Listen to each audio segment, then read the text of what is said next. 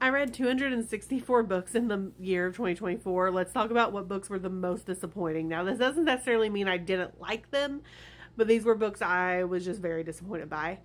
First off, Court of Wonders. The hell was that? How is the first book so good and then we get to that one? I feel like this should have been expanded into a trilogy because this didn't go deep enough. But it just, why is the quality so different? I love the first book. Why is this one not as good? Next was Black Leopard, Red Wolf. I was really excited for this one. It's got a cool cover. I've seen it be like if Game of Thrones was set in Africa, which people just say things are compared to Game of Thrones to get you to read fantasy books. That's not at all what this was. I found this book confusing and kind of boring. And I was really disappointed because I was really, really excited. It seemed like it was going to be really cool. And it wasn't it for me. Maybe if I had read it as a physical book, maybe I'll go back and give it another try. Maybe the problem was that I did it as an audiobook. Just wasn't hitting the way I wanted it to. And then The Ending Fire is the final book in the Ending Fire trilogy, which I am obsessed with. The Battle Drum is one of my favorite books of all time now. And this was good. I gave it 4 stars, but I don't think it hit as hard as The Final Strife or The Battle Drum. During The Battle Drum, I was in tears.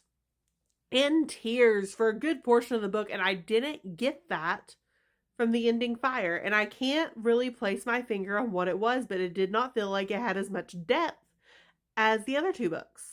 Like I said, I still gave it 4 stars. I still super recommend the trilogy. I absolutely love it, but I was just a little bit disappointed by how it ended. I read the 3 books that are out for the Halfling Saga, and I was a little disappointed in those too. I thought, especially the third one, I thought the first 2 were much better. I gave the other 2 4 stars each, and I gave the third one 3 stars. I don't know, it had been so hyped up, and then it kind of fell flat for me, which was really disappointing because, like I said, it had been so hyped up for me. Space opera. Based on the description of this book, I should have loved it, and then I didn't. It was just fine. It's average. I wish it had been a little bit more plot forward, and I feel like it did a disservice to itself by having it go through so many points of view. I was honestly kind of bored, which is really disappointing because this is a singing contest to determine if Earth gets to continue to be Earth and humans are allowed to, like, be a species. I thought I was going to love it, and I just didn't. So yeah, those are my most disappointing reads for 2024. Oh my gosh, I almost forgot one. Settling Boonesboro. Now, no one on this app probably really cares about this, but I got really in the genealogy this year, and I learned that one of my ancestors lived in the fort when it was founded, which is really cool. His name was Ambrose Coffey.